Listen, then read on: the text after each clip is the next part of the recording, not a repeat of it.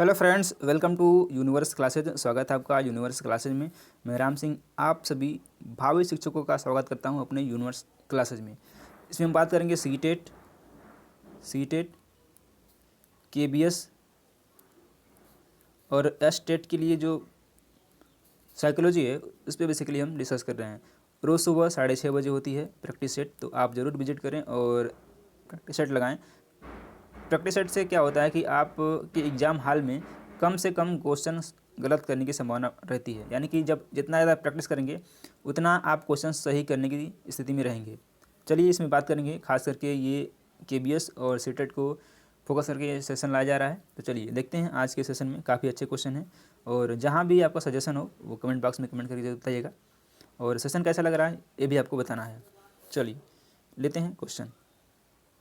Gene पियाजे की संज्ञानात्मक विकास की अवस्थाओं के अनुसार जिसे पूर्व प्रत्यात्मक काल माना जाता है, निम्न में से किससे संबंधित है?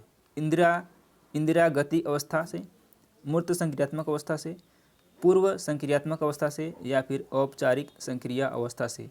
तो किससे रिलेटेड है? यह रिलेटेड है पूर्व संक्रियात्मक अवस्था से। सी ऑप्शन करेक्ट है। अब बात करते हैं जीन पियाजे की। इन्होंने संज्ञानात्मक विकास को 4 भागों में बांटा था। कितने भागों में? 4 भागों में। कौन कौन सा है? यह है संवेदी पेशी अवस्था।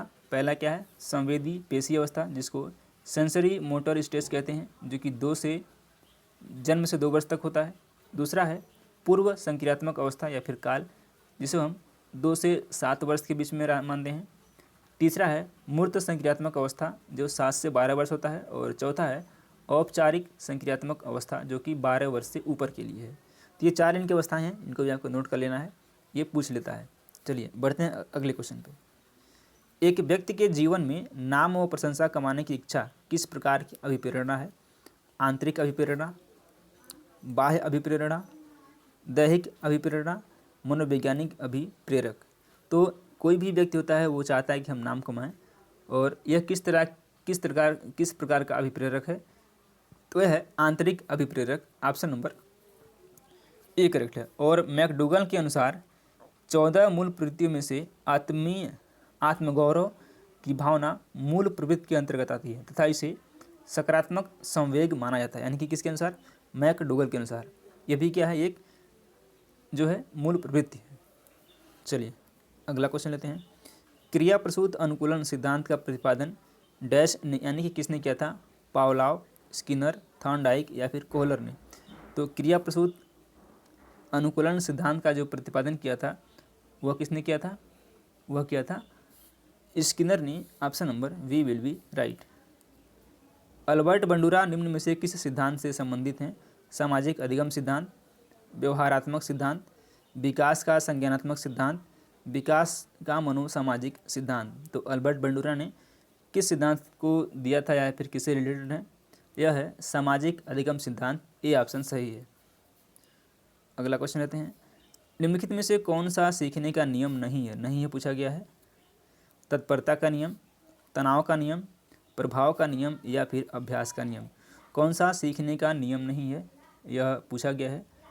तो जो तनाव का नियम है यही है सीखने का नियम नहीं है। बाकी तत्परता का नियम भी है, प्रभाव का नियम भी है और अभ्यास का नियम भी है। चलिए, वंशानुक्रम के संदर्भ में गलत कथन निम्न में से कौन सा है? वंशानुक्रम बालक का लिंग निर्धारित करता है। यह शारीरिक संगठन में महत्वपूर्ण योगदान देता है। यह जुड़वा बालकों के जन्म में योगदान देता है। इसमें रुचि, अभिवृत्ति, पसंद, नापसंद तथा मस्तिष्क की संविदात्मक भावनाएं समावेशित होती हैं। कौन सा होगा? इसमें डी हो जाएगा। इसमें रुचि, अभिवृत्ति, पसंद, नापसंद तथा मस्तिष्क की संवेदात्मक भावनाएं समावेशित होती है। तो डी ऑप्शन सही है। निम्न में से कौन रचनात्मक आकलन का एक उपयुक्त उपकरण नहीं है? दत्त कार्य, मौखिक प्रश्न, अवधि परीक्षा प्रश्न व खेल। कौन सा नहीं है? यह दत्त कार्य नहीं है। सूझ द्वारा सीखने के सिद्धांत का प्रतिपादन किसने किया था? थॉर्नडाइक, कोहलर, पावलॉव या फिर वुडवर्थ ने? बात हो जा रही है सूझ द्वारा सीखने का जो सिद्धांत है इसके प्रतिपादक कौन है? तो यह कोहलर हैं। बी ऑप्शन सही है। और कोहलर ने किस पे प्रयोग किया था ये भी आपको कमेंट बॉक्स में कमेंट करना है। ये क्वेश्चन रिपीट हो गया है। कार्य को आरंभ करने जारी रखने और नियमित करने की प्रक्रिया है प्रेरणा, संवेदना, सीखना या फिर प्रत्यक्षीकरण। तो यह क्या है? यह है सीखना है, यानी कि कार्य को कार्य करना, कार्य को प्रारंभ करना, जारी रखना और नियमित करने की प्रक्रिया क्या है? यह सीखना है। सी विल बी राइट। बहुत लोग प्रेरणा मानते होंगे लेकिन सीखना है। विस्मृति कम करने का उपाय क्या है? सीखने में कमी, सीखने की त्रुटिपूर्ण विधि, पाठ की पुनरावृत्ति, स्मरण करने में कम ध्यान देना। क्या है? पाठ की पुनरावृत्ति, यानी कि यदि आप चाहते हैं कि हमसे कम त्रुटि हो या फिर हमको याद रहे, यानी कि विस्मृति यानी कि भूलना कम करने का उपाय क्या है? बार बार पढ़ना, रिवीजन करना ही क्या है? पाठ की पुनरावृत्ति है। इसी से आपको आसानी से याद रहेगा। क्रोध व भय प्रकार है अभिप्रेरणा का, संवेग का, परिकल्पना का या फिर मूल प्रवृत्ति का। तो क्रोध व भय किसका प्रकार है?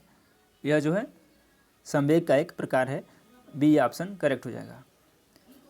समावेशित विद्यालय योजना के संदर्भ में कौन सा कथन गलत है? समानता की भावना का विकास, धनात्मक आत्मसम्मान का विकास, विशेष आवश्यकता वाले विद्यार्थियों में आत्महीनता की भावना का विकास, या फिर डी है विशेष बालकों के लिए नैतिक आचरण को उठाना। तो इसका क्या हो जाएगा? इसका हो जाएगा विशेष आवश्यकता वाले विद्यार्थियों में आत्महीनता की भावना का विकास करना। ये भी गलत है और डायरेक्ट ये बच्चे पे हमला कर रहा है, इस तरह से ऑप्शन गलत हो जाएगा। चिंतन अनिवार्य रूप से है एक क्या? क्रियात्मक गतिविधि, भावात्मक व्यवहार, संज्ञानात्मक गतिविधि या फिर मनोगतिक प्रक्रिया। चिंतन अनिवार्य रूप से एक तरह से क्या है? चिंतन जो है मनोगतिक प्रक्रिया है। तो डी ऑप्शन सही हो जाएगा। मनोविज्ञान का क्षेत्रवादी सिद्धांत दिया किसने? कुर्ट लेविन ने, सीटी मॉर्गन ने, लियोन फेस्टिगर ने या फिर हेनरी गेडार्ड ने। तो मनोविज्ञान का जो क्षेत्रवादी सिद्धांत है वो किसने दिया था? यह दिया है कुर्ट लेविन ने। ए ऑप्शन सही हो जाएगा।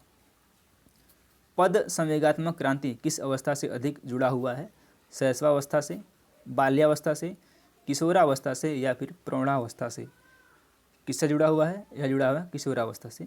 तो सी ऑप्शन करेक्ट हो जाएगा। चलिए इस सेशन को यहीं तक रखते हैं। 12वें क्वेश्चन में क्या है जरा देख लेते हैं। तो जो समावेशी विद्यालय वह विद्यालय है, बात करते हैं इसमें समावेशी विद्यालय का। तो जो समावेशी विद्यालय होता है वह विद्यालय है जिसमें समाज के सभी वर्गों के बालकों को शिक्षा की मुख्य धारा में शामिल करना है। उनके अंदर समानता, आत्मसम्मान, नैतिक आचरण आदि सभी गुणों का विकास किया जाता है। कहाँ पे? जो समावेशी विद्यालय होते हैं। तो इस तरह से ये सी वाला गलत हो जाएगा। तो चलिए हम उम्मीद करते हैं सेशन पसंद आया होगा। सेशन पसंद आया तो वीडियो को लाइक कर लीजिए और चैनल को अभी तक आपने सब्सक्राइब नहीं किया तो सब्सक्राइब कर लीजिए। रोज़ सुबह 6:30 बजे होता है प्रैक्टिस सेट, सुबह 6:30 बजे ज़रूर विजिट करें। धन्यवाद।